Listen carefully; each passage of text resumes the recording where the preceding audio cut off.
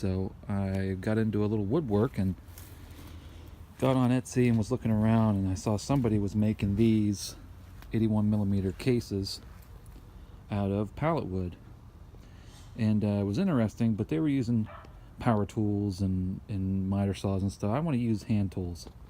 And I'm going to try to make them a little bit taller. I would like to make it as tall as the metal box here. And what I'm going to do is, you can see, I'm going to stack them on the tongue of this trailer and use them as storage. So we're going to build some boxes just like this. Very simple design here.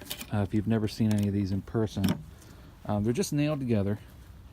And if you look on the back side of these, it's another thing I saw in the tutorials on how to make these boxes, that they were using glue and screws, and that's not really the way they were originally made. I would like to mimic that as much as possible. And in this case here, the best I can tell is from the 70s or 80s. It has this black synthetic rope handle, and I would imagine the World War II ones were jute rope or rope like this, you know, but just ½ inch. This is ½ inch or 5/8. It looks like 5/8 to me.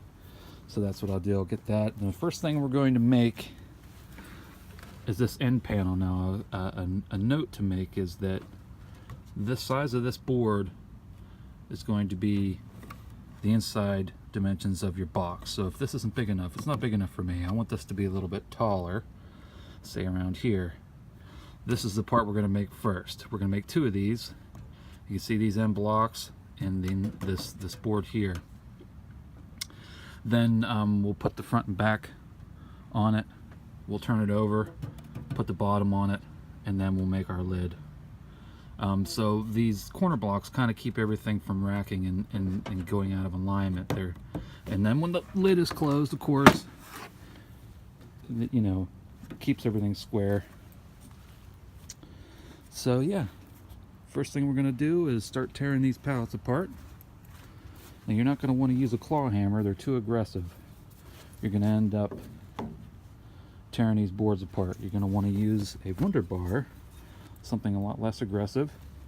You can get in under there and work diligently and patiently to get these pallets apart.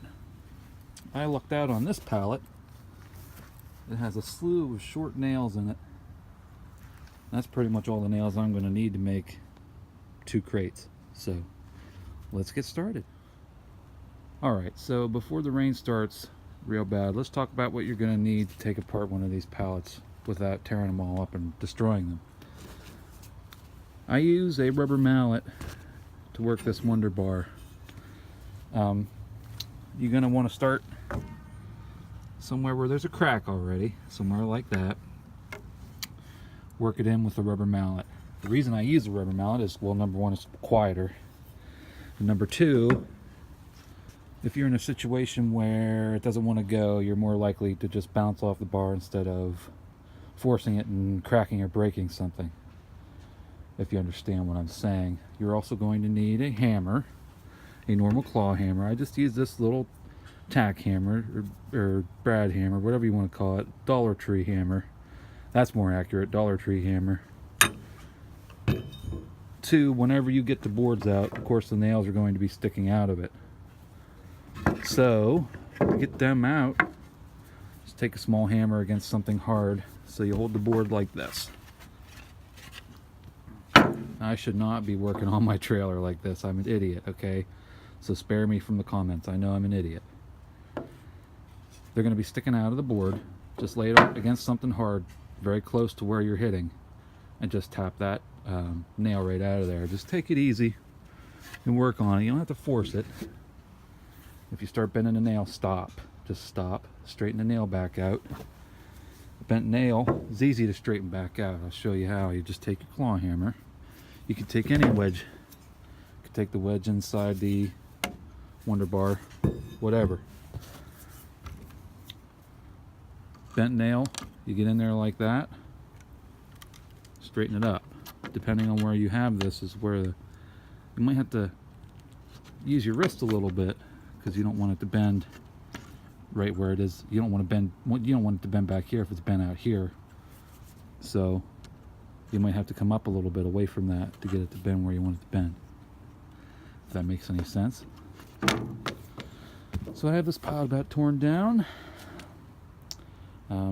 Those appear to be white oak blocks, so I'm going to keep those for jacks and just any kind of rigging and blocking I might need in the future, not just on my trip, but just around the house. So I'm going to keep those. The boards we're going to use, the nails we're going to use. I don't quite know what I'm going to use for my corner blocks yet. This here is too small. I mean, I could make a box that tall, but the thickness I don't think is right. No, it's a little bit too thin. So I'm gonna have to go another way, find some scrap wood around the house. But we'll get there. Boom! Alright folks, here's the lumber haul after it's been stripped, stacked up. What do you think? We got about 50 bucks of lumber there, one buy. About 10 bucks in nails, plus those hardwood blocks.